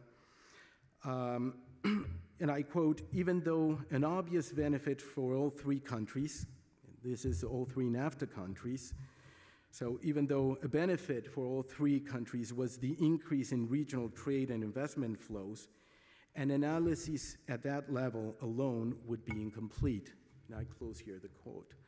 So a statistical analysis of the NAFTA is not enough. That would be incomplete. Now, I would not agree that the NAFTA is a bad deal or that it has been a bad deal for any of the three NAFTA countries, but it is true that there have been costs, adjustment costs, and that some industries have fared better than others. And tonight, we have the privilege at CG to have Jeff Rubin speak to us to one of those sectors. Jeff is a senior fellow at CG. He is a Canadian economist, a world-leading expert on energy. He began his career here in Ontario at the Ministry of Treasury and Economics. He served for 2 decades at CIB